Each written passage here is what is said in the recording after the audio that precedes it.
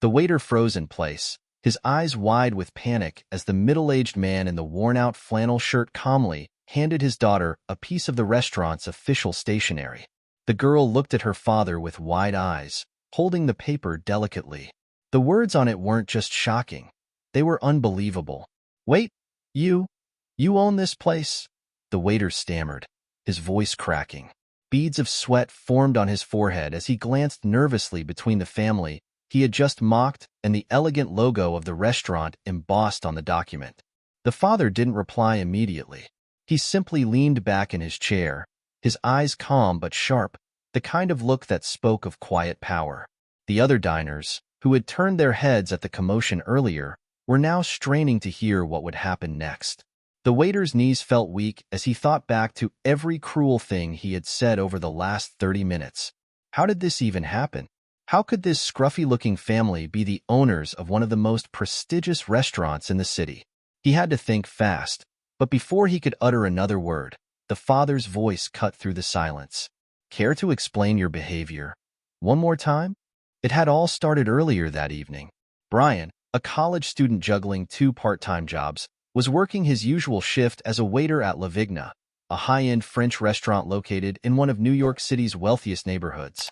Brian wasn't particularly proud of his job, but the pay was good, and the tips often made up for the grueling hours and demanding customers. But today, Brian was in no mood to deal with anyone, let alone a family that looked like they had wandered in by accident. His day had been a mess.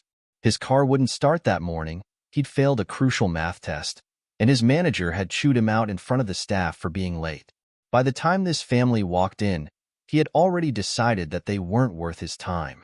The moment they entered, Brian sized them up. The father, in his cheap flannel shirt and faded jeans, walked ahead of a woman, presumably his wife, dressed in an off-brand coat that had seen better days. Their 2 kids, a boy who looked about 13 and a younger girl clutching a second-hand teddy bear, followed closely. They didn't belong here. Not in a restaurant where a single entree could cost what he made in a week. Brian rolled his eyes as they approached a corner table near the window. He didn't offer his usual polite smile or the standard, rehearsed greeting he gave to wealthier patrons. Instead, he muttered a quick, "This way," and dropped the menus on the table with a little more force than necessary. The father thanked him warmly, completely unfazed by Brian's attitude. His wife smiled, too, and the kids sat quietly, their excitement palpable as they looked around at the ornate chandeliers and white tablecloths. Brian, however, was irritated. They weren't going to tip well. He just knew it. Families like this never did. He lingered near the counter, shooting them sideways glances as they struggled to decide what to order. When he returned to take their order, the father asked for recommendations with the kind of enthusiasm that made Brian grit his teeth. Did they even know how much this stuff cost? Were they just here to take pictures and pretend they belonged? He gave them the bare minimum of attention, brushing off their questions with curt answers and exaggerated sighs. The final straw came when the little girl accidentally spilled her water. Brian snapped. "Seriously," he muttered, loud enough for nearby diners to hear. He grabbed a towel and started wiping the table with exaggerated motions. "You've got to be careful. This isn't some fast food joint." The father's face darkened, but he kept his voice steady. "She didn't mean to. I'll help clean it up." "Don't bother," Brian said sharply, snatching the towel back. "I'll take care of it." The family fell silent, and for a moment, guilt pricked at Brian's conscience. But he shook it off. They didn't belong here, and he wasn't going to waste any more time pretending they did. As the evening wore on, he continued to ignore them, deliberately serving other tables first and making them wait longer than necessary. When the father asked for an extra plate to share an entree with his wife, Brian smirked. "Trying to save money, huh?" he said under his breath. The father heard him, but instead of snapping back, he smiled faintly and said, "Something like that." By the time they finished their meal, Brian was already imagining the laugh he'd have with his co-workers about the poor family who thought they were royalty. He brought them the bill and barely looked at them as he said, "You can pay at the counter." The father paused before pulling out a sleek leather wallet. He handed over a black card, the kind Brian had only seen the wealthiest customers use. For a moment, he thought it was a mistake, But when he swiped the card, the transaction went through. Confused, Brian returned to their table to hand back the card. Thanks for dining with us," he mumbled, unable to hide his confusion. The father stood up and pulled out the piece of paper that would change everything. It was only when Brian saw the restaurant's logo that the truth hit him like a freight train. The man's voice was calm, but his words cut deep. "You should treat everyone with respect, Brian, whether they look like they can afford to be here or not." Now, standing in the middle of the restaurant with everyone staring at him, Brian could feel his stomach churning. He wanted to apologize, to explain himself, to say something that would fix this, but his throat was dry, and his mind was blank. The father's next words would determine everything, and Brian braced himself, praying for a chance to make things right. The silence in the restaurant was suffocating. Diners stared, forks frozen mid-air, their curiosity now fully focused on the unfolding drama. Brian felt trapped, the weight of his actions sinking deeper into his chest. The father folded the paper neatly, tucking it back into his wallet with a calm precision that felt more intimidating than any raised voice. His wife, who had stayed silent through most of the meal, finally spoke. "Why would you treat anyone like this?" she asked softly. Her tone wasn't angry. It was disappointed, and that made it worse. Brian struggled to find words, his voice barely above a whisper. I'm sorry. I didn't know." "Didn't know what?" the father interrupted. His calm demeanor was slipping, and the edge in his voice sent a chill down Brian's spine. "Didn't know we own this restaurant? Didn't know we could pay? Or didn't care because you thought we didn't matter?" Brian opened his mouth, but no sound came out. His mind raced through excuses, bad day, stress, misunderstanding, but he knew none of them would erase what he had done. The little girl clutched her teddy bear tightly, her wide eyes brimming with confusion. "Daddy," she whispered, tugging at his sleeve. "Why is he so mean?" The father knelt beside her, placing a hand on her shoulder. "Sometimes," he said gently, "people forget to be kind. But that doesn't make it okay." The words stung more than any angry rant could have. Brian felt a lump rise in his throat. He had been rude, dismissive, and downright cruel, all because he had judged this family based on their appearance. Now, standing under the weight of their quiet dignity, he wished he could take it all back. The father straightened and turned to Brian. "You should think about what kind of person you want to be," he said. "Because right now, you're not someone I'd want my children to look up to." Brian's chest tightened, shame spreading through him like wildfire. Before he could respond, the father signaled to his family, "Let's go." As they gathered their belongings and began to leave, Brian's manager appeared. A tall, no-nonsense woman named Claire. She had been watching the interaction from the kitchen. Her face was unreadable as she approached. "Brian," she said in a tone that made his stomach drop. "My office. Now." The walk to the office felt like a march to his own execution. Inside, Claire closed the door and leaned against her desk, her arms crossed. "What happened out there?" she asked, her voice calm but firm. Brian hesitated, debating whether to downplay the situation or tell the truth. But the look in Claire's eyes told him she already knew. I messed up," he admitted. "I was rude to them. I thought they couldn't afford to be here, and I treated them like they didn't belong." Claire didn't respond immediately. Instead, she studied him, her silence more intimidating than any lecture. Finally, she spoke. "Do you know who that was?" she asked. Brian shook his head, though the sinking feeling in his stomach told him he was about to find out. "That was Michael Carter," Claire said. "He's one of the co-owners of this restaurant, and his family is one of the reasons we even have a business. They invested in this place when no one else believed in it." Brian's knees felt weak. The realization hit him like a brick. He hadn't just insulted a customer. He had humiliated one of the people responsible for his job existing in the first place. Claire continued, her voice sharper now. "This isn't just about him being the owner, Brian. It's about basic human decency. I've seen you snap at customers before, but this was unacceptable." "I know," Brian said quickly. "I'm so sorry. I wasn't thinking. You weren't thinking, period," Claire interrupted. "And that's not good enough." Do you understand how close you are to losing this job? Brian nodded, his head hanging low. He felt like a child being scolded, but he knew he deserved it. Claire sighed, her tone softening slightly. Michael's one of the most forgiving people I know, but you've put me in a difficult position. I'll need to talk to him and see what he wants to do about this. Until then, you're suspended. Go home. The bus ride home was a blur. Brian stared out the window, replaying the evening in his mind. Every cruel word he had said, every dismissive glance, it all came back to haunt him.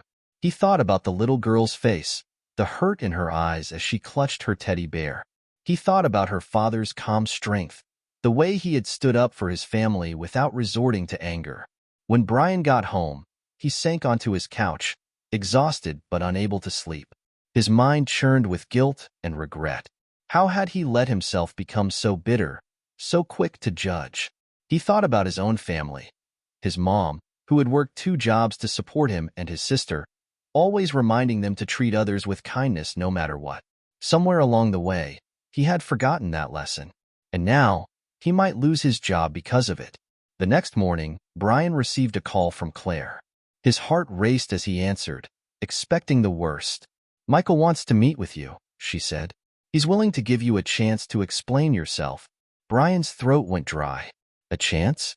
He wasn't sure he deserved it, but he wasn't going to waste it either. "When?" he asked. "Tonight," Claire said.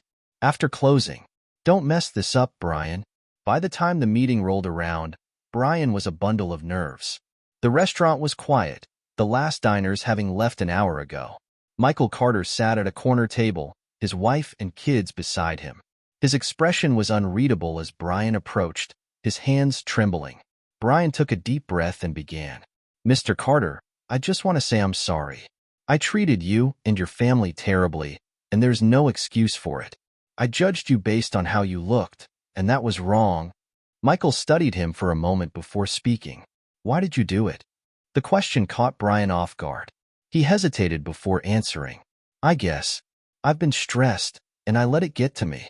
But that's not an excuse. I've been rude to people before, but this time, I went too far."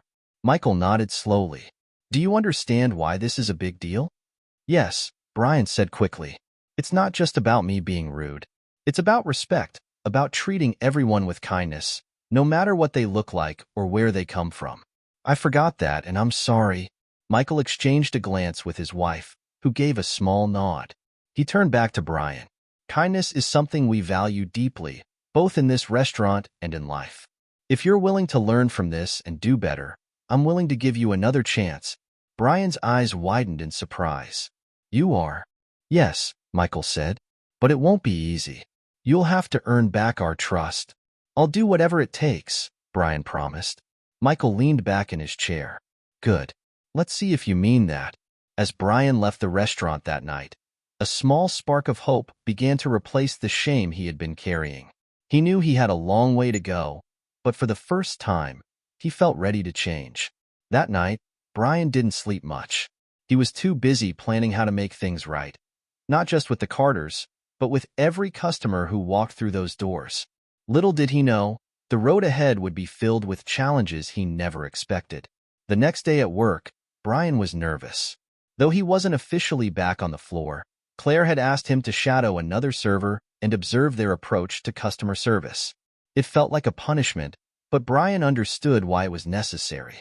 He needed to start fresh and prove he could embody the values Michael Carter believed in. He arrived early, dressed neatly, and greeted his coworkers with a politeness they weren't used to. Most of them still gave him side eyes, aware of the incident from the night before.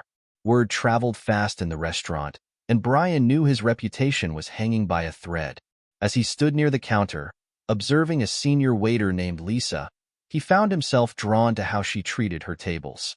Lisa had been with La Vigna for years and was known for her genuine warmth. She greeted each diner with a smile, asked thoughtful questions, and made even the most difficult customers feel valued. "Pay attention, Brian," Claire said, walking past him. "That's what good service looks like." Brian nodded, making mental notes. He felt a mix of determination and shame. Why hadn't he taken this approach before? Why had he let his frustration dictate his actions? The lunch rush came and went, and though Brian wasn't serving, he spent the time helping where he could, refilling water glasses, clearing tables, and even assisting the dishwashing staff. He wanted to show he was serious about turning over a new leaf. By the end of the day, Claire pulled him aside. "You're off to a good start," she admitted. "But it's going to take more than one shift to fix what you broke." Brian nodded. "I understand. I'll keep working at it." Later that week, Michael Carter returned to the restaurant. This time, he wasn't with his family. Instead, he came alone and asked to speak with Brian.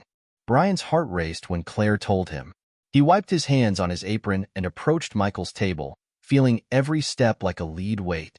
"Mr. Carter," he said, his voice steady despite his nerves. "It's good to see you." Michael gestured for him to sit. "I wanted to check in," he said. "How are you feeling about everything?" Brian hesitated, then decided honesty was his best option. "Embarrassed," he admitted. "I can't stop thinking about how I treated you and your family. I'm trying to do better, but I know it'll take time to prove that." Michael studied him for a moment before leaning forward. "Do you know why I gave you a second chance?" Brian shook his head. "Because I've been where you are," Michael said. "I wasn't always the man I am now. There was a time when I was angry and judgmental too.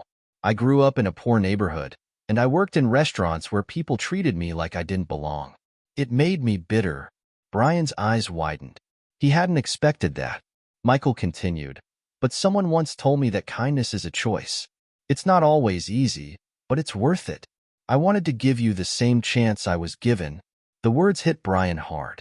He had spent so much time focusing on his own struggles that he had forgotten to consider the struggles of others. "Thank you," he said, his voice thick with emotion. "I don't deserve it, but I'm grateful." Michael nodded. "You'll earn it. And remember, this isn't just about your job. It's about who you want to be as a person." As the weeks passed, Brian worked harder than ever. He shadowed Lisa, asked questions, and practiced being present with customers. He learned to listen, to anticipate needs, and to handle complaints with grace. Slowly, his coworkers began to notice the change. One day, an elderly couple came in for lunch. They were polite but hesitant, as if they weren't sure they were welcome. Brian greeted them warmly and took extra care to make them comfortable. He chatted with them about their day, recommended dishes they might enjoy, and even brought them a complimentary dessert. When they left, the woman squeezed his hand. "Thank you for being so kind," she said. "It's rare these days." The comment stayed with Brian. For the first time, he felt the impact of treating people with respect and kindness, not just because it was expected, but because it was right. One evening, just as the dinner rush was winding down, Brian spotted Michael Carter's family entering the restaurant. His heart skipped a beat. This was it, his chance to make amends. He approached their table with a smile, determined to give them the best service they had ever received. "Welcome back," he said warmly. "It's good to see you again." The little girl, still clutching her teddy bear, looked up at him. "Are you going to be nice this time?" she asked bluntly. Brian felt his cheeks flush, but he nodded. "I promise," he said, "and I'd like to start by apologizing to you. I wasn't kind before, and that wasn't fair." "I'm sorry." The girl studied him for a moment before breaking into a small smile. "Okay." Brian turned to the rest of the family. "If there's anything I can do to make your experience better, just let me know." The father nodded, his expression softer than before. "Let's see how you do." Throughout the evening, Brian gave them his full attention. He remembered the kids' names from their first visit, made thoughtful recommendations, and checked in regularly to ensure they were happy. By the time they finished their meal, the family looked genuinely pleased. As they were leaving, Michael pulled Brian aside. "Good job tonight," he said. "You're making progress." Brian felt a rush of relief and gratitude. "Thank you, Mr. Carter. I won't let you down." But just as things seemed to be turning around, an unexpected event threatened to derail everything. A wealthy regular, known for being difficult, came in with a large party. They were loud, demanding, and rude to the staff. Brian was assigned to their table, and he could feel his patience wearing thin as the night went on. When the woman leading the group snapped her fingers at him, barking for more wine, Brian clenched his fists under the tablecloth. He took a deep breath, forcing a polite smile. But then she crossed the line. "This service is awful," she said loudly, ensuring everyone nearby could hear. "Do you even know what you're doing? Or did they just hire you off the street?" The insult hit Brian like a slap. He felt his face heat up, his composure slipping. His co-workers glanced at him nervously, aware of the tension building. For a moment, Brian was tempted to snap back, to defend himself, to tell this woman exactly what he thought of her. But he remembered Michael's words, "Kindness is a choice." Taking another deep breath, he looked her in the eye and said, "I'm sorry you feel that way, ma'am. Let me see what I can do to improve your experience." The woman blinked, caught off guard by his calm response. But before the situation could escalate further, Michael Carter appeared at the table, his expression firm. "Is there a problem here?" he asked, his voice carrying a quiet authority. Brian's heart pounded. He had done his best to stay calm, but now everything was out in the open. What would Michael think of his response? And how would the customer react to the owner's intervention? Michael's sudden appearance shifted the mood at the table. The woman who had been barking orders froze, her face a mix of confusion and surprise. She clearly hadn't expected the owner of the restaurant to intervene, let alone stand by an employee. "No problem," she said quickly, her tone now softer. But the tightness in her voice revealed her discomfort. Michael wasn't convinced. His gaze moved to Brian, who stood quietly beside him, still clutching his notepad. "Brian," he said, his voice calm but firm. "What happened?" Brian hesitated. He didn't want to sound like he was complaining or passing blame. "She wasn't happy with the service," he said carefully. "I tried to make it better." Michael nodded, then turned back to the woman. "Ma'am, we strive to provide excellent service to all our guests. If something wasn't to your liking, I'd like to know." The woman's discomfort deepened. She glanced at her party, who were now avoiding eye contact, and fidgeted with the napkin in her lap. "It's fine," she said dismissively. "Just a little slow, that's all." Michael didn't let it slide. "Brian has been one of our most hard-working team members recently. If there's something specific that went wrong, I'd like to address it." Brian's eyes widened slightly. Hearing Michael defend him felt surreal, considering where they'd started. He felt a surge of gratitude and respect. The woman shifted uncomfortably. "No, it's fine," she muttered. "Just forget it." Michael's expression softened, but there was still an edge of authority in his tone. "Very well. If there's anything else you need, please let me know directly." With that, he nodded to Brian, signaling for him to continue the service, and walked away. Brian felt a wave of relief, but also a renewed sense of responsibility. Michael had just stood up for him in front of a difficult customer. He wasn't going to waste this second chance. As the evening went on, Brian focused on staying calm and professional. He made sure the party's glasses were always full and brought their dishes out promptly. Though the woman remained cold, the rest of the group began to warm up, even thanking him as he cleared their plates. By the end of the night, the tension had eased, and Brian felt a small sense of victory. As he brought the check to their table, the woman handed him her credit card without a word. But just as he turned to leave, she spoke, her voice quieter than before. "I may have overreacted," she said awkwardly. "You handled it well." Brian turned back to her, surprised. He wasn't expecting an apology, but he appreciated it. "Thank you," he said simply, offering a small smile. After the restaurant closed, Michael called Brian into his office. Claire was there too, leaning against the desk with her arms crossed. The atmosphere felt serious, and Brian's heart raced as he took a seat. "I saw how you handled that situation tonight," Michael said. "You kept your cool, even when it wasn't easy." Brian nodded, unsure of where this was going. "I just tried to remember what you said about kindness," he admitted. Michael smiled faintly. "And you did well. But I need you to understand something, Brian. Being kind doesn't mean being a doormat. It's about standing your ground respectfully and keeping your integrity intact. You managed that tonight, and I'm proud of you." Brian's chest swelled with pride. It was the first time anyone had said they were proud of him in a long time. Claire chimed in, her tone softer than usual. "It's not easy dealing with people like that, but you're starting to show that you can rise above it. Keep it up." Brian left the office feeling lighter than he had in weeks. For the first time, He felt like he was truly earning his place at La Vigna. But he also knew the road ahead wouldn't be without challenges. A few days later, Michael invited Brian to sit down with him during a quiet afternoon at the restaurant. The two of them sat in a corner booth, a pot of freshly brewed coffee between them. "You've come a long way in a short time," Michael said, pouring himself a cup. "But I want to talk about where you're headed." Brian leaned forward, intrigued. "What do you mean?" Michael took a sip of his coffee before continuing. "When I was in your shoes, working as a busboy in a diner, I didn't see a future for myself. But someone took the time to mentor me, to help me see beyond the day-to-day grind. I want to do the same for you." Brian's eyes widened. "You want to mentor me?" Michael nodded. "If you're willing to learn. I see potential in you, Brian. You've made mistakes, sure, but you've also shown that you can grow. And I think you could do a lot more than just waiting tables." The offer took Brian by surprise. He had spent so long thinking of his job as just a means to an end that he hadn't considered the possibility of turning it into something more. "I'd like that," he said finally. "Thank you." Michael smiled. "Good. We'll start next week." As the weeks turned into months, Brian's life began to transform. Under Michael's guidance, he learned the ins and outs of restaurant management, everything from budgeting and inventory to customer relations. He discovered a passion for the business he hadn't known he had, and for the first time in years, he felt like he was working towards something meaningful. But just as things seemed to be falling into place, an unexpected challenge arose. One evening, as the restaurant buzzed with activity, Claire approached Michael with a look of concern. "We've got a problem," she said quietly.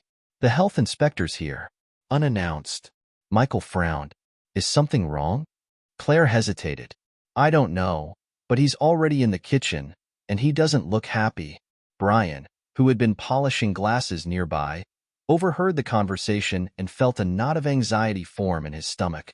He had just started to feel like he was part of something bigger, and now it felt like everything could crumble in an instant.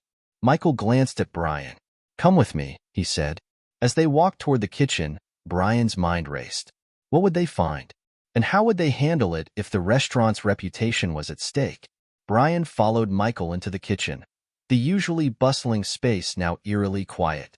The staff stood to the side, nervously watching as the health inspector, a tall man with a clipboard and a stern expression, carefully examined every corner of the room. Pots simmered on the stove, and the faint smell of herbs hung in the air, but there was an undeniable tension. Michael approached with his characteristic calm demeanor, though his eyes betrayed his concern. "Good evening," he said politely. "I'm Michael Carter, co-owner of La Vigna. Is there something I can assist you with?" The inspector barely glanced up, jotting something on his clipboard. "Routine inspection," he said curtly, "though I've noticed a few things worth noting." Brian felt his stomach drop. The inspector's tone suggested this was no ordinary visit. Michael, however, didn't flinch. "Of course," Michael said. "If there are any concerns, I'd be happy to address them." The inspector finally looked up, his gaze sharp. "I've noticed some inconsistencies in your storage practices. For example, this refrigerator here," he pointed to one in the corner, "isn't maintaining the required temperature. That's a health code violation." The kitchen staff exchanged uneasy glances. Michael frowned, walking over to the refrigerator. He opened it, revealing trays of prepared ingredients neatly organized. But when he checked the thermometer inside, his expression tightened. "This is unusual," Michael said. "We check our equipment daily. I'll have this repaired immediately." The inspector made another note on his clipboard. "That's not the only issue. Your food handling protocols also seem lax." Brian's heart sank. He had been working hard to prove himself, and now it felt like everything was spiraling out of control. He couldn't help but feel partially responsible, even though he had no direct involvement in the kitchen operations. Michael kept his composure. "Could you clarify what you mean?" The inspector pointed toward a prep station where one of the cooks stood nervously. "I observed your staff using the same cutting board for raw meat and vegetables. That's a major violation. Cross-contamination is a serious risk." Michael turned to the cook, who stammered an apology. I didn't realize. I thought I'd cleaned it thoroughly." Michael's jaw tightened, but he didn't lose his temper. "We'll address this immediately," he said, his tone firm but not harsh. Thank you for bringing it to our attention. The inspector made a final note and closed his clipboard. I'll be filing my report within the next 24 hours. You'll receive a written summary of the violations and recommendations. If these issues aren't corrected before the follow-up visit, your establishment could face fines or temporary closure. The words hit like a punch to the gut. Temporary closure? The idea of the restaurant shutting down, even for a short period, was unthinkable. Michael nodded, his expression unreadable. Understood. The inspector left the kitchen, his departure leaving a heavy silence in his wake. The staff looked to Michael for guidance, but he said nothing for a moment, his mind clearly racing. Finally, he turned to Claire. Get the repair technician on the phone now. That refrigerator needs to be fixed tonight. Claire nodded and rushed off to make the call. Michael then addressed the rest of the staff. Everyone, listen up. Mistakes were made, but we have to move forward. From now on, food handling protocols will be strictly enforced. If you're unsure about something, ask. No exceptions. He glanced at Brian, who had been standing quietly by the door. Brian, I need you to help me oversee the changes. You've been learning a lot about the business, and this is a chance to put it into practice. Brian blinked, surprised. Me? Are you sure? Michael nodded. You've shown that you're willing to step up. This is a team effort, and I need everyone on board. Brian felt a surge of determination. I'll do whatever it takes. The next few days were a whirlwind of activity. The refrigerator was repaired within hours, and Michael worked with Claire to implement stricter food safety protocols. Brian threw himself into the effort, double-checking storage temperatures, ensuring cutting boards were labeled for specific uses, and even staying late to help clean. Despite the challenges, there was a sense of camaraderie among the staff. Everyone knew how much was at stake, and they rallied together to ensure the restaurant met the highest standards. One evening, as Brian was wiping down tables after closing, Michael approached him. You've been doing a great job, he said. I know this hasn't been easy, but you've stepped up when it mattered most. Brian felt a swell of pride. Thank you, he said. I just want to help. Michael smiled. And you have. But there's something I need you to understand. This business isn't just about the food or the service. It's about people, our customers, our staff, and even ourselves. If we lose sight of that, we lose everything. Brian nodded, the weight of Michael's words sinking in. He had started this journey thinking it was just a job, but now he realized it was so much more. The follow-up visit from the health inspector came sooner than expected. This time, the staff was prepared. Every station was spotless, the equipment was functioning perfectly, and the team moved with precision and confidence. The inspector walked through the kitchen, checking every detail.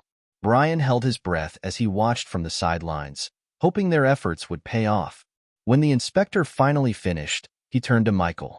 I'm pleased to see the improvements, he said. You've addressed the issues thoroughly. Consider this a clean slate. Relief swept through the room, and a few staff members even cheered. Michael shook the inspector's hand, thanking him for his time. As the inspector left, Michael turned to the team. Great job, everyone. This wouldn't have been possible without your hard work. Brian felt a sense of accomplishment he hadn't experienced before. For the first time, he truly felt like part of the team. A team that had come together to overcome a challenge and emerge stronger. That night, as the restaurant closed, Michael pulled Brian aside. You've proven yourself in more ways than one, he said. I think it's time we start talking about your future here. Brian's eyes widened. What do you mean? Michael smiled. Let's just say I have plans for you, but we'll discuss them soon. For now, go home and get some rest. You've earned it. As Brian walked home, his mind buzzed with possibilities. What did Michael mean by plans? Was he really considering Brian for a bigger role in the restaurant? The thought filled him with excitement and a little fear. Whatever lay ahead, Brian knew he was ready to face it. But little did he know, an even greater challenge was just around the corner. One that would test not only his skills but his character in ways he never expected. The next day at La Vigna started off like any other. The lunch crowd was steady, the kitchen hummed with activity, and Brian moved through his shift with newfound confidence. He had grown into his role, earning the respect of his coworkers and even some regular customers who noticed his transformation. Around mid-afternoon, However, Michael Carter called Brian into his office. The tone of his voice suggested something serious. Brian knocked lightly on the doorframe before stepping in. Michael was seated behind his desk, his expression calm but thoughtful. On the desk was a folder labeled with the restaurant's name. Claire stood beside him, arms crossed, her face unusually tense. "Have a seat," Michael said, gesturing to the chair across from him. Brian sat, his heart starting to race. "Is something wrong?" Michael took a deep breath. "We've just received some troubling news. One of our regular suppliers is backing out of their contract." Brian blinked, surprised. "What? Why?" Claire answered, her tone sharp. "Apparently, a competitor offered them a better deal. They're prioritizing larger accounts, and we're no longer a priority." Brian frowned. Losing a supplier was bad enough, but losing one to a competitor made it sting even more. "What does this mean for us?" Michael leaned back in his chair. "It means we're in a tough spot. This supplier provided some of our key ingredients, things we can't easily replace." Brian nodded, understanding the gravity of the situation. "What can I do to help?" Michael smiled faintly. "That's the attitude I was hoping for. We're going to need all hands on deck to get through this." Over the next few days, the restaurant scrambled to find replacement suppliers. Brian worked closely with Claire and the kitchen staff, reaching out to contacts, researching alternatives, and ensuring that operations continued smoothly in the meantime. It was exhausting, but the urgency of the situation kept everyone motivated. One evening, as Brian was organizing invoices in the back office, he overheard a heated conversation between Claire and Michael in the hallway. "This isn't sustainable," Claire said. "The new suppliers are charging us almost double what we were paying before. It's going to eat into our margins." Michael's voice was calm but firm. "I know, but we can't compromise on quality. Our customers expect the best, and I'm not willing to let them down." Brian's stomach churned. He knew Michael was right, but the financial strain on the restaurant was becoming clear. If they couldn't find a long-term solution, the business could be in serious trouble. A few days later, a glimmer of hope appeared in the form of an unexpected visitor. A middle-aged man in a sharp suit entered the restaurant and asked to speak with Michael. His name was Thomas Hayes, and he introduced himself as the representative of a local farm cooperative. Michael invited him to sit in the office, with Brian and Claire joining the meeting. Thomas explained that his cooperative specialized in fresh, locally sourced ingredients and had recently expanded their operations. "We've been looking to partner with restaurants that share our values," Thomas said, "and La Vigna has a reputation for excellence. We believe this could be a great match." Michael listened intently, asking thoughtful questions about the cooperative's practices, pricing, and logistics. Thomas seemed confident and genuine, but Brian could sense Michael's hesitation. When the meeting ended, Michael walked Thomas to the door and promised to consider the proposal. Once Thomas left, he turned to Brian and Claire. "What do you think?" Michael asked. Claire shrugged. "It's worth exploring. Their pricing is competitive, and supporting local farms aligns with our brand. But we need to vet them thoroughly." Michael nodded and looked at Brian. "What about you?" Brian hesitated, then said, "I think it's a good opportunity, but we should start small. Maybe test their products in a few dishes before committing fully." Michael smiled. "Good idea. Let's set up a trial." The trial period with the cooperative began the following week. The kitchen staff experimented with the new ingredients, incorporating them into the menu and gathering feedback from customers. To everyone's relief, the response was overwhelmingly positive. Diners praised the freshness of the dishes, and some even commented on the restaurant's decision to support local farms. Brian felt a sense of pride as he watched the plan come together. It was a team effort, and he had played a small but meaningful role in helping the restaurant navigate a difficult situation. Just as things were starting to stabilize, another challenge arose, this time, one that was personal for Brian.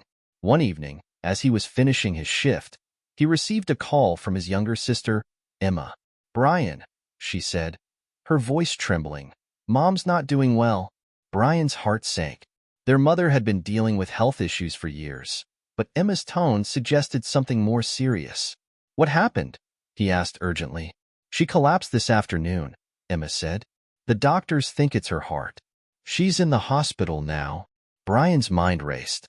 He hadn't seen his mom in months, caught up in his own struggles and the demands of work. Guilt washed over him as he realized how much he had taken her for granted. "I'll be there as soon as I can," he said. Brian took the next morning off to visit his mom in the hospital.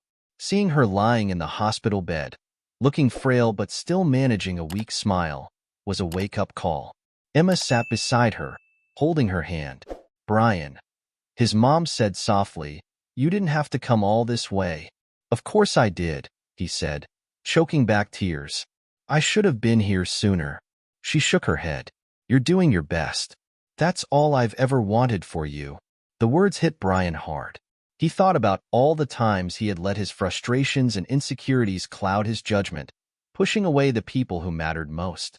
As he sat with his mom, he made a silent promise to himself to be better, not just at work, but in life. To appreciate the people around him and never take kindness for granted again. Returning to work the next day, Brian felt a renewed sense of purpose. The challenges at La Vigna were far from over, but he was determined to face them with the same resilience and compassion that Michael had shown him. Little did he know, the toughest test was still to come, a moment that would not only define his future at the restaurant, but also reveal the true depths of his character. The week started off smoothly, and Brian finally felt like he was hitting his stride. The partnership with the local farm cooperative was proving to be a win-win. Customers were raving about the menu, and the staff was motivated. Even Claire had softened toward Brian, occasionally cracking a joke or offering advice during their shifts.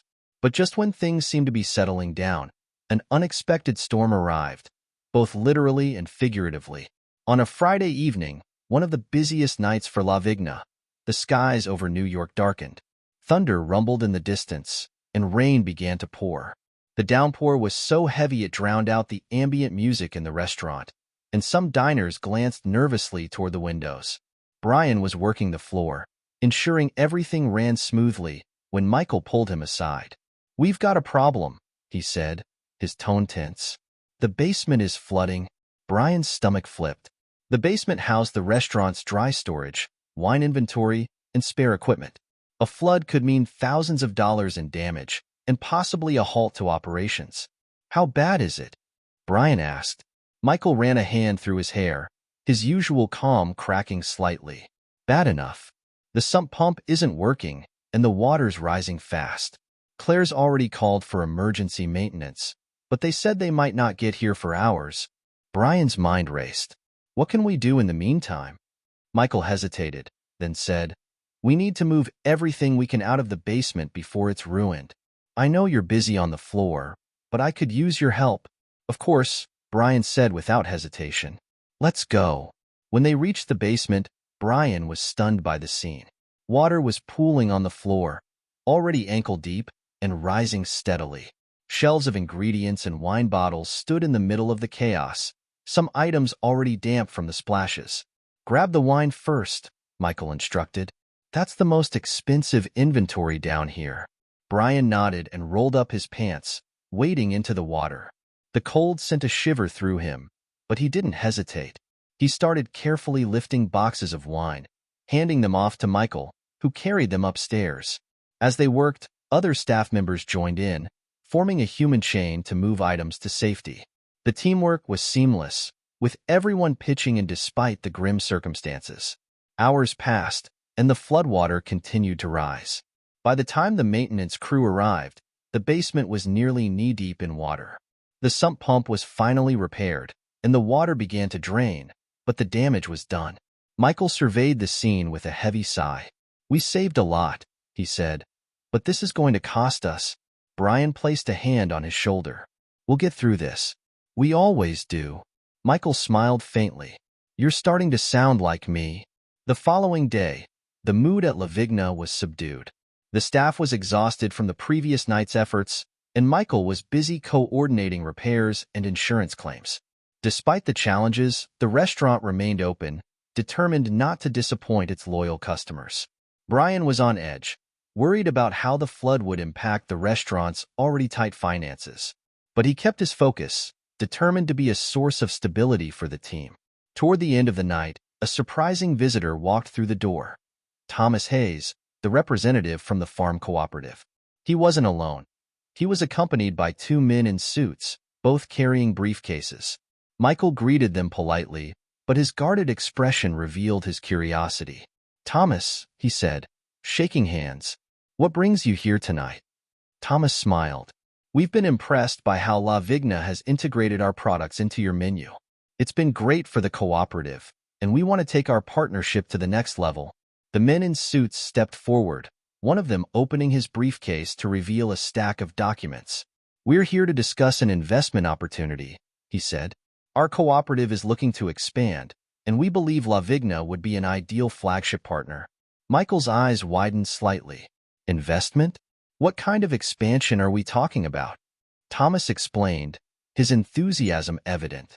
"We want to create a supply chain model that connects local farms with high-end restaurants across the region.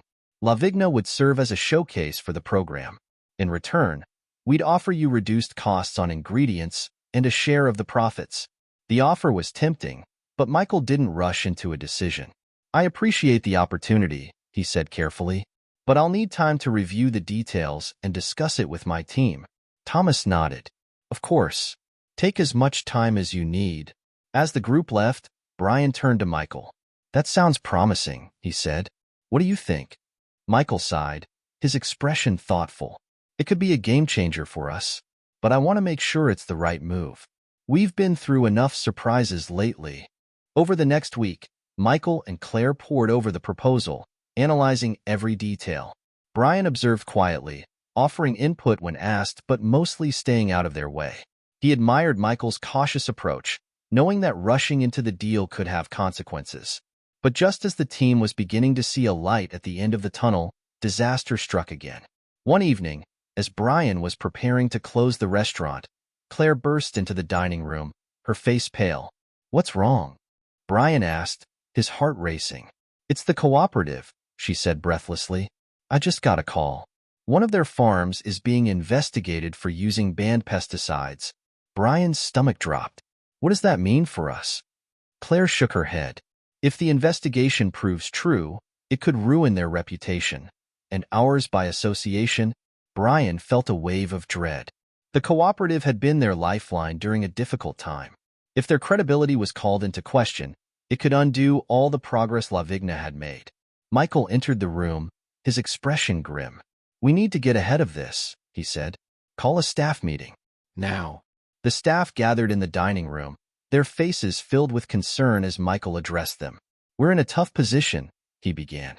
"The cooperative has been good to us, but we can't ignore these allegations. If they're found guilty, it could damage our reputation." "What do we do?" one of the cooks asked. Michael looked around the room, his gaze steady. "We investigate. We find out the truth before making any decisions.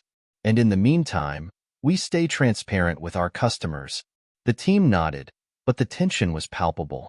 Brian felt the weight of the situation bearing down on him. The cooperative had been a symbol of hope for La Vigna, and now it threatened to become their undoing. As the meeting ended, Brian approached Michael. "I want to help," he said. "Whatever you need, I'm here." Michael smiled, his gratitude clear. "I know you are, Brian, and we're going to get through this together." But as Brian left the restaurant that night, he couldn't shake the feeling that the worst was yet to come. The investigation into the cooperative would bring secrets to light, secrets that could change everything. Would La Vigna survive another blow? Or would this be the challenge that finally broke them? The days following the revelation about the cooperative were tense. The staff worked with a collective sense of unease, each wondering how the investigation would unfold and what it might mean for the restaurant. Rumors swirled in the kitchen and among regulars who had caught wind of the controversy. Brian, determined to help, volunteered to dig deeper into the situation.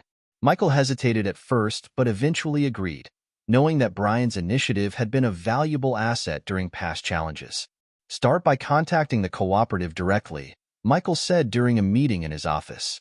"We need clarity about the allegations and what steps they're taking to address them. Be professional, and don't push too hard. We're still partners, for now." Brian nodded, jotting down notes. He couldn't help but feel a mix of excitement and pressure. This wasn't just a job anymore. It was a chance to prove himself. The next morning, Brian called Thomas Hayes, the cooperative's representative. The line crackled briefly before Thomas answered, his usual calm demeanor replaced with noticeable tension. "Brian," Thomas said, his voice strained. "I was expecting your call." Brian tried to keep his tone neutral. "Thomas, we're concerned about the allegations regarding the pesticides. Our customers trust us, and we need to understand what's happening." Thomas sighed heavily. "I understand, and I don't blame you for being cautious.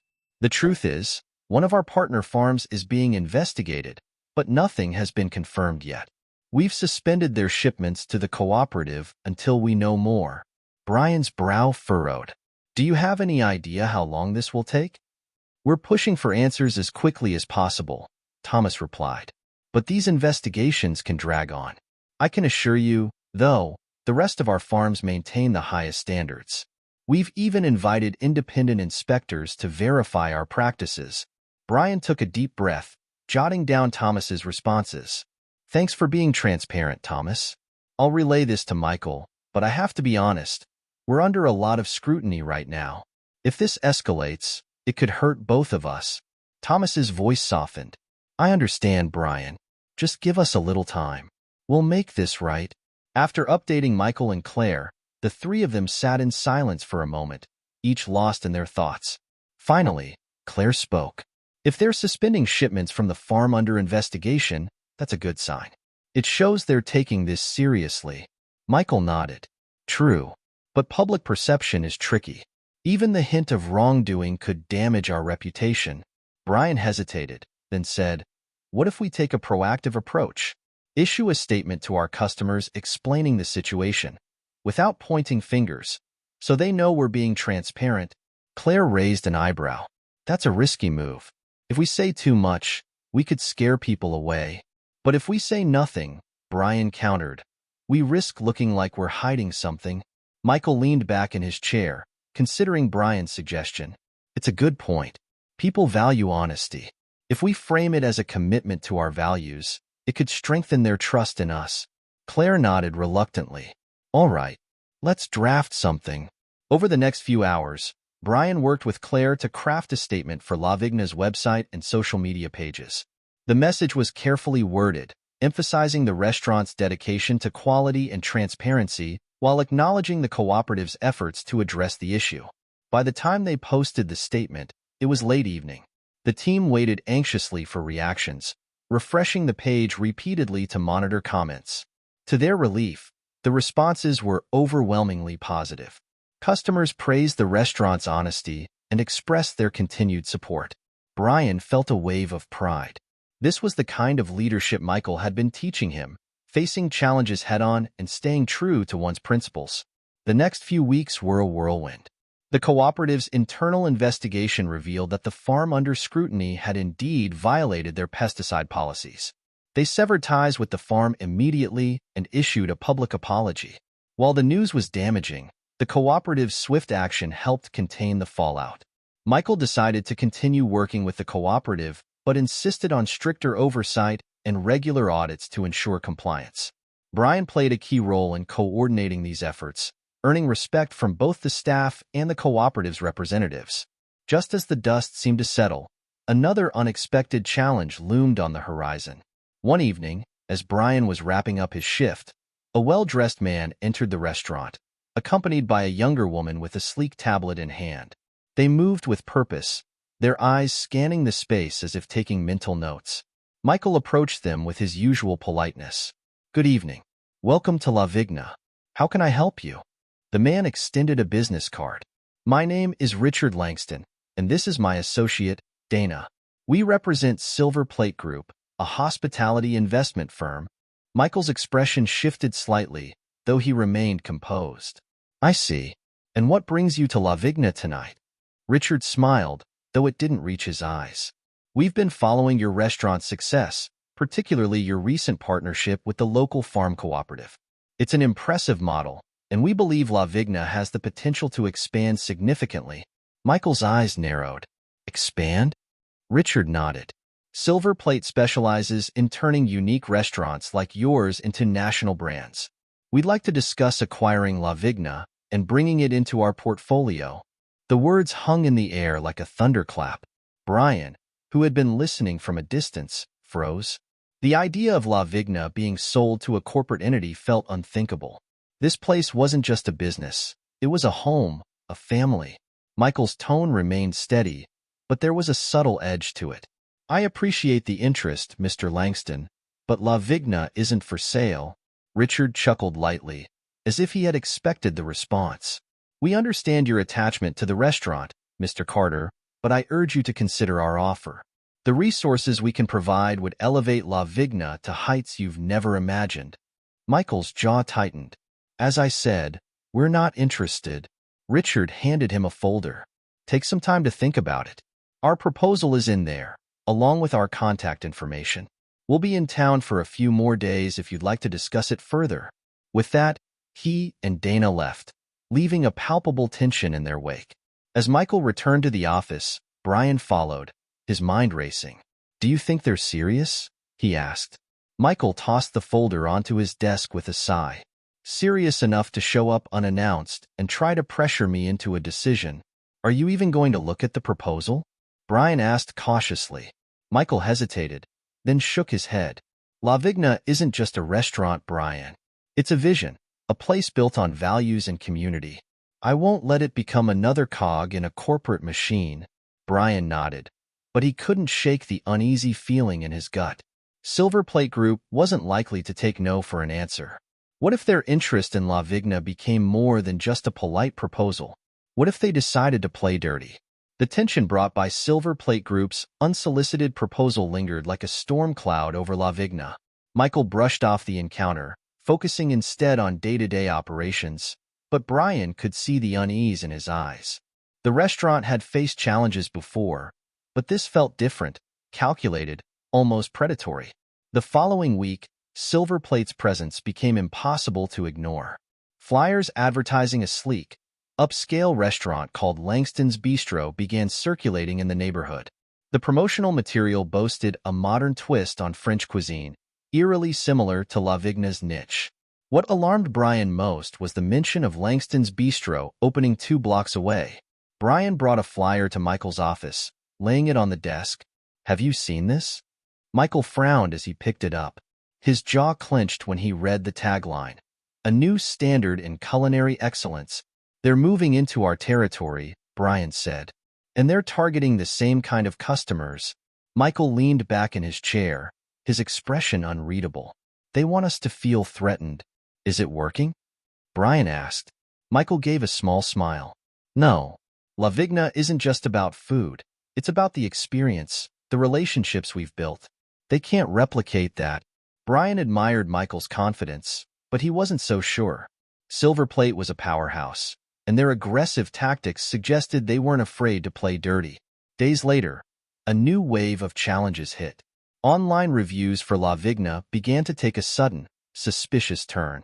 Previously glowing ratings were buried beneath one-star reviews from anonymous accounts, complaining about everything from bad service to spoiled food. The comments were vague, yet scathing enough to damage the restaurant's reputation. Brian's stomach twisted as he read the reviews on his phone. He marched into Michael's office, where Claire was already waiting, her face pale. "Have you seen what's happening online?" Brian asked. Michael nodded grimly. "Claire showed me. It's clearly an attack." Claire added, "I've flagged the fake reviews, but they keep popping up. Whoever's behind this is persistent." Brian hesitated before saying what they were all thinking. "Do you think it's Silver Plate?" Michael exhaled slowly. "I wouldn't put it past them, but we can't make accusations without proof." Claire nodded. "We need to respond carefully. If we overreact, it could backfire." Brian's fist clenched. "So what do we do? Just sit back and let them trash us?" Michael shook his head. "No. We focus on what we can control, delivering an exceptional experience to every customer who walks through our doors. The truth will speak louder than their lies." That evening, Brian worked harder than ever, going out of his way to ensure that every guest left satisfied. He greeted regulars by name, recommended dishes with genuine enthusiasm, and even helped clear tables when the staff was overwhelmed.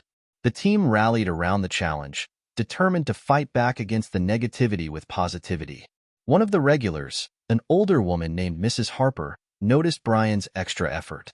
As she was leaving, she pulled him aside. "I don't believe a word of those nasty reviews," she said.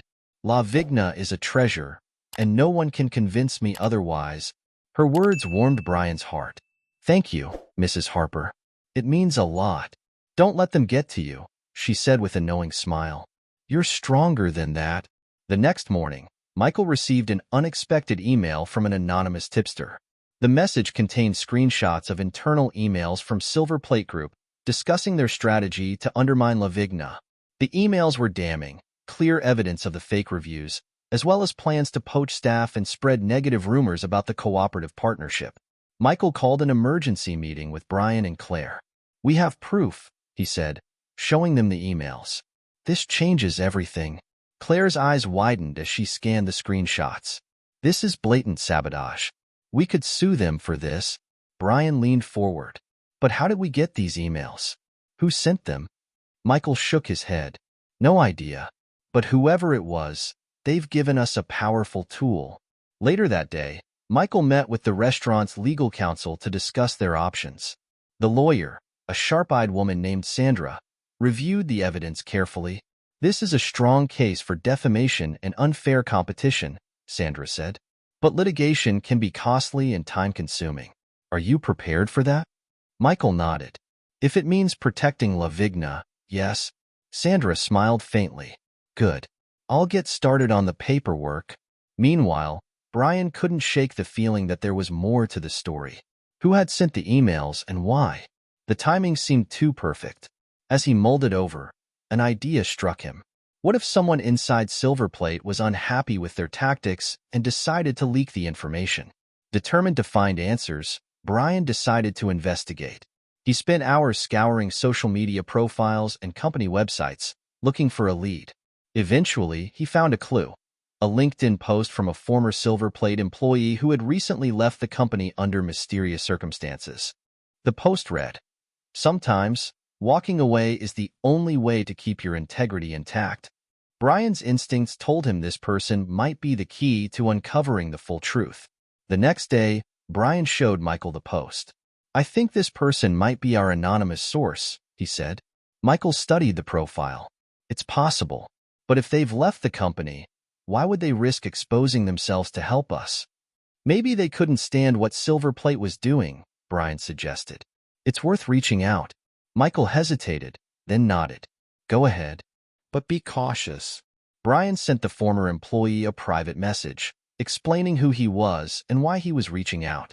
Hours passed with no response, and Brian began to worry he'd hit a dead end. But just as he was about to give up, a reply came through. The message was brief but promising. "I can't say much over email. Meet me tomorrow at 3 p.m., Central Park, near the fountain." Brian's heart raced. This could be the breakthrough they needed, or a trap. Either way, he knew he had to go. The next day, Brian arrived at Central Park, scanning the area nervously. The fountain gurgled in the background as tourists snapped photos, oblivious to the tension in Brian's chest. A woman in her early 30s approached, her expression cautious. "Are you Brian?" He nodded. "You must be." "Call me Ellie," she said. "I'm the one who sent the emails." Brian felt a mix of relief and curiosity. "Why did you do it?" Ellie glanced around before answering. "Because I couldn't stand what they were doing. Silver Plate claims to support restaurants, but all they care about is profit. They don't care who they hurt along the way." Brian frowned. "What happens now? Can you help us?" Ellie hesitated. "I can give you more evidence, but you have to be careful. Silver Plate doesn't play fair. If they find out I helped you." Her voice trailed off, but the fear in her eyes was clear. "We'll protect you," Brian said firmly. "You're doing the right thing." Ellie nodded, her resolve hardening. "I'll send you everything I have. Just promise me you'll use it to take them down." Brian promised, knowing that this was just the beginning of a battle that could determine the future of La Vigna. The following evening, Brian sat in Michael's office, the tension palpable. Ellie had delivered on her promise, sending over a trove of documents that outlined Silver Plate's detailed plans to sabotage La Vigna. The evidence was damning. Internal memos about buying fake reviews, poaching staff, and even discussions about lobbying to shut down the local farm cooperative under false pretenses. Michael leaned back in his chair, his face set in a grim expression. Claire stood nearby, pacing as she read through the files on her tablet. "This is worse than I thought," Claire said, her voice tight. "They weren't just targeting us. They were planning to dismantle the entire cooperative network." Brian, seated across from Michael, nodded. "Ellie risked everything to give us this. We can't let it go to waste." Michael exhaled, rubbing his temples. "We won't, but we need to be smart about how we use it. If we make one wrong move, this could backfire." Claire stopped pacing. "Our legal team is already preparing to file a lawsuit. That's step one. But this isn't just a legal battle. It's a PR war." Michael looked at Brian. "You've been handling the restaurant's social media and customer relations. How do you think we should approach this?" Brian paused, thinking carefully. "We need to stay on the high road. Let the public know the truth without stooping to their level. Maybe a press release outlining what we've faced, along with the steps we're taking to protect our values." Michael nodded. "Agreed. But timing is crucial. We can't release this until the lawsuit is officially filed. Otherwise, it might look like we're just retaliating." Over the next few days, the restaurant buzzed with quiet urgency as the team prepared for the fight ahead. Brian worked closely with Claire to draft a statement that struck the right balance of transparency and professionalism. Meanwhile, Sandra, the restaurant's lawyer, finalized the legal documents. On a crisp Friday morning, the lawsuit was officially filed, naming Silver Plate Group as the defendant. By noon, the press release went live on La Vigna's website and social media channels. The response was immediate. Customers, local businesses, and even journalists flocked to the story. Support poured in, with many praising La Vigna for standing up to corporate greed. Within hours, the hashtag Support La Vigna began trending on social media. Brian scrolled through the comments on his phone, a mix of relief and pride washing over him. For every troll defending Silver Plate, there were 10 more voices rallying behind La Vigna. Silver Plate's response was swift and aggressive. Their lawyers issued a public statement denying all allegations and accusing La Vigna of unfounded attacks on a reputable organization. They painted themselves as victims, claiming the lawsuit was a desperate attempt to avoid competition. The statement infuriated Brian, but Michael remained calm. "They're trying to bait us," he said during a staff meeting. "Let the evidence speak for itself." Claire nodded. "The court of public opinion is on our side. We just need to keep doing what we do best, serving our customers and staying true to our values." As the legal battle unfolded, Brian found himself busier than ever. He managed customer inquiries, worked on marketing campaigns to keep business thriving, and even helped coordinate fundraisers to support the cooperative. The efforts paid off, with La Vigna seeing a steady stream of loyal patrons who were eager to show their support. One evening, as Brian was closing up the restaurant, Michael approached him with a rare smile. "You've done more than I ever expected, Brian," he said. "I'm proud of you." Brian felt a lump in his throat. "Thank you. But I couldn't have done it without you and the team." Michael placed a hand on his shoulder. "You've become a leader here, and I think it's time to make that official." Brian blinked, unsure if he'd heard correctly. "What do you mean?" Michael smiled. "I want you to be the assistant manager. You've earned it." The words hit Brian like a wave. He thought back to his first days at La Vigna, when he was a bitter, judgmental waiter who barely cared about the job. Now, he was being entrusted with a leadership role in a place he had grown to love. I don't know what to say," Brian stammered. "Say yes," Michael said with a chuckle. "We need you." Brian grinned. "Yes, absolutely." The promotion brought new responsibilities and challenges, but Brian embraced them with determination. He worked closely with Michael and Claire, learning everything he could about running the restaurant. The experience was rewarding, but the looming trial with Silver Plate cast a shadow over their progress. When the trial finally began, it became a media spectacle. Journalists packed the courtroom, eager to cover the David and Goliath story of a beloved neighborhood restaurant taking on a powerful corporation. Sandra presented the evidence with precision, painting a clear picture of Silver Plate's unethical behavior. The leaked emails and internal documents were devastating, leaving little room for the defense to argue. Ellie, the whistleblower, testified anonymously, her voice steady despite the pressure. She recounted the tactics Silver Plate had used to undermine competitors, including La Vigna, and expressed her regret for being part of the system. Brian watched from the gallery, his heart pounding. He felt a mix of gratitude and guilt. Gratitude for Ellie's bravery and guilt for the risks she had taken on their behalf. After weeks of testimony, the trial came to an end. The judge's ruling was clear. Silver Plate was found guilty of defamation, unfair competition, and other charges. They were ordered to pay significant damages to La Vigna and the cooperative, and their reputation was irreparably tarnished. When the verdict was announced, cheers erupted in the courtroom. Brian felt a surge of relief and pride. They had done it. They had stood up to a corporate giant and won. That evening, the staff gathered at La Vigna to celebrate. The restaurant was filled with laughter, music, and the clinking of glasses as everyone toasted to their victory. Michael raised his glass, addressing the room. "This wasn't just about winning a lawsuit," he said. "It was about standing up for what's right. And we couldn't have done it without each and every one of you."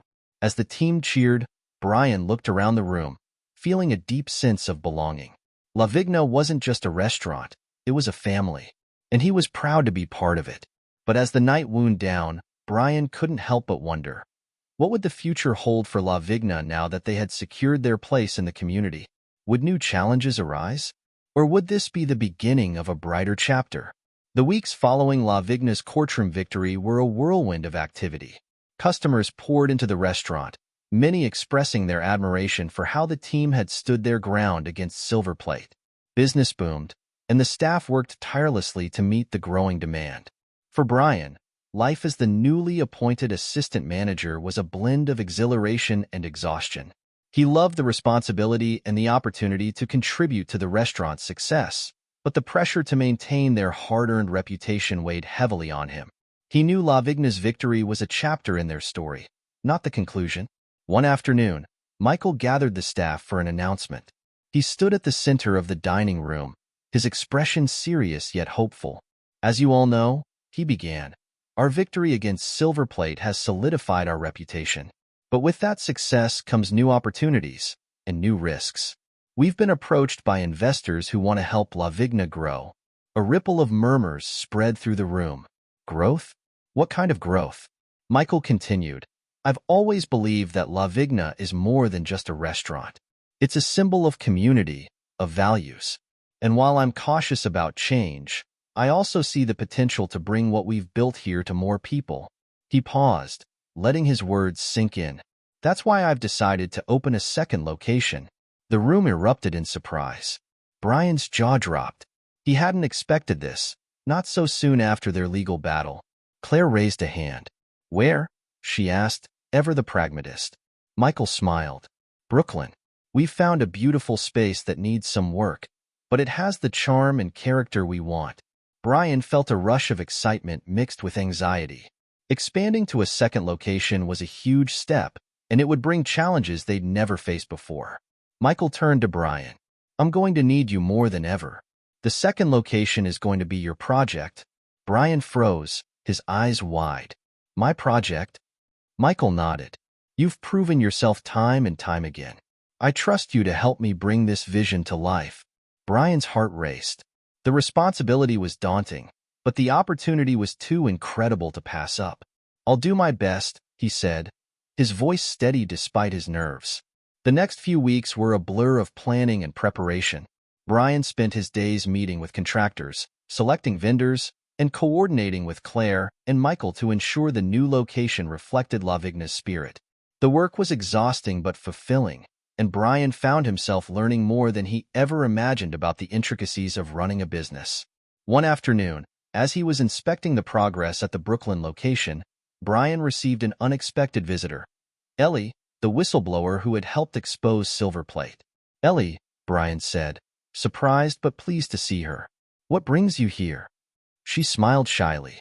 "I heard about the new location. I wanted to see how things were going, and to say thank you." Brian frowned. "Thank me? We should be thanking you. Without you, None of this would have been possible. Ellie shook her head.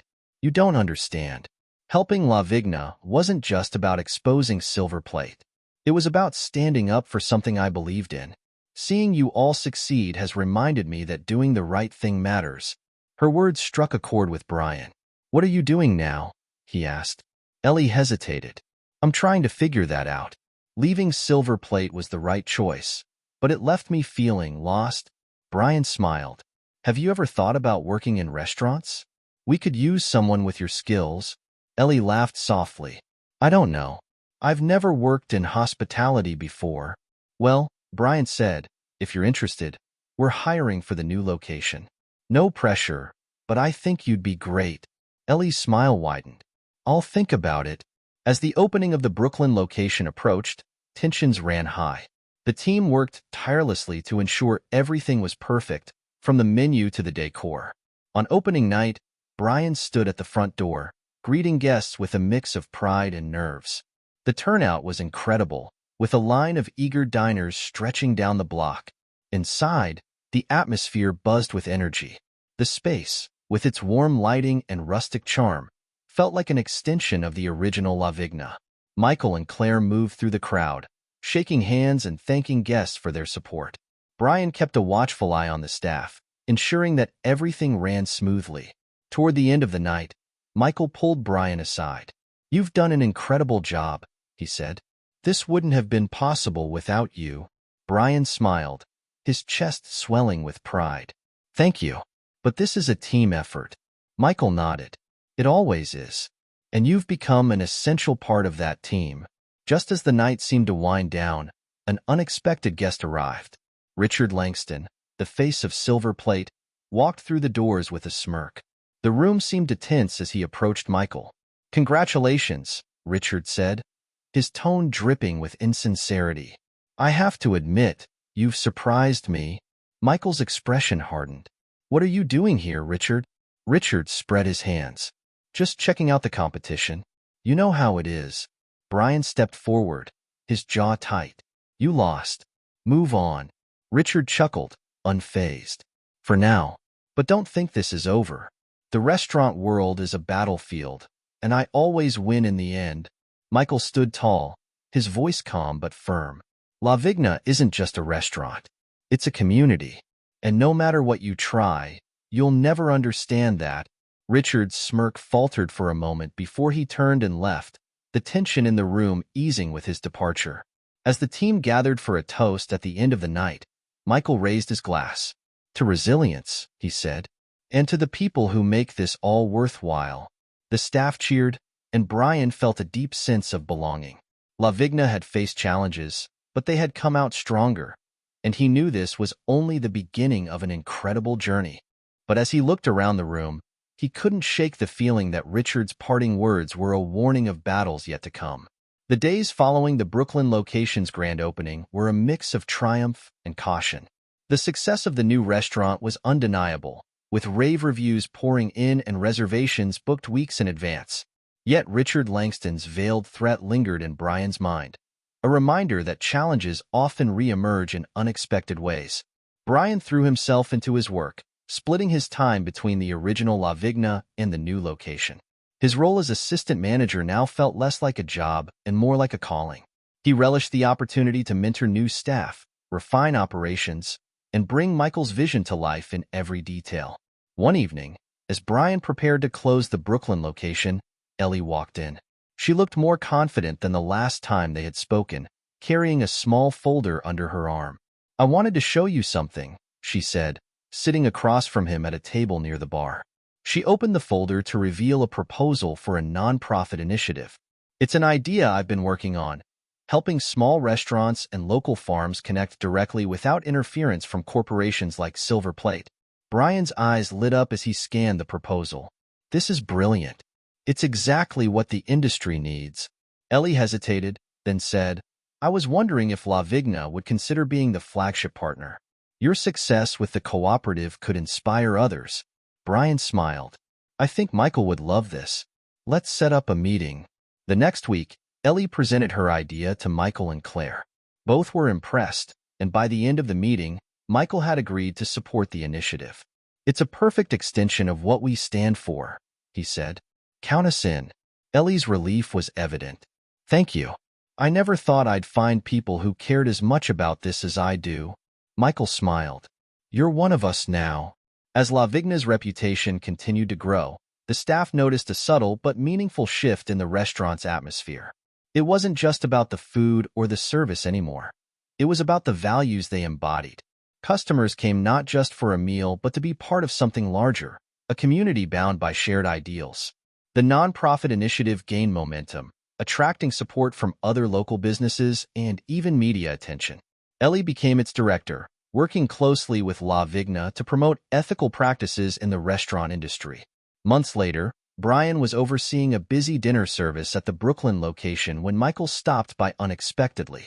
He sat at the bar, watching Brian move seamlessly between tasks, offering encouragement to staff and engaging warmly with customers. When the rush died down, Michael called Brian over.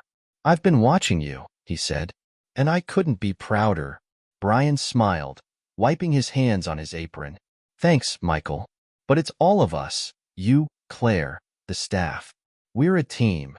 Michael nodded. We are. But a team needs leaders, and you've become one of the best. Which is why I've been thinking about the future. Brian tilted his head. The future? Michael leaned forward, his expression serious but warm. Claire and I can't run this forever. Someday, Lavigna will need new leadership. And when that time comes, I want you to be ready. Brian's breath caught in his throat. Me? You trust me with that? Michael smiled. You've earned it. But don't worry, it won't be anytime soon. For now, I just want you to keep doing what you're doing. Brian felt a swell of emotion, gratitude, pride, and a sense of purpose he hadn't known he was searching for. I won't let you down, he said. I know you won't, Michael replied, raising his glass. To the future. In the months that followed, Lavigna continued to thrive. The nonprofit initiative brought new opportunities, connecting the restaurant to a broader community of farmers, chefs, and advocates for sustainable practices. Brian found himself at the center of it all, balancing his duties as assistant manager with his growing role as a leader in the industry. One evening, as he stood outside the original Lavigna, watching the soft glow of the restaurant's sign against the night sky, he thought about how far he'd come. From a disgruntled waiter who judged people by appearances to a leader who understood the power of kindness and hard work, his journey had been transformative. The challenges hadn't stopped. There were always new hurdles to overcome, new conflicts to resolve. But Brian no longer feared them. He welcomed them as opportunities to grow, to strengthen the community he had become a part of. As the sounds of laughter and clinking glasses drifted through the air, Brian smiled. Lavigna wasn't just a restaurant.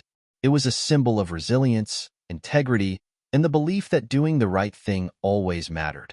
And in that moment, Brian knew one thing for certain. No matter what the future held, Lavigna and the family it had built would endure.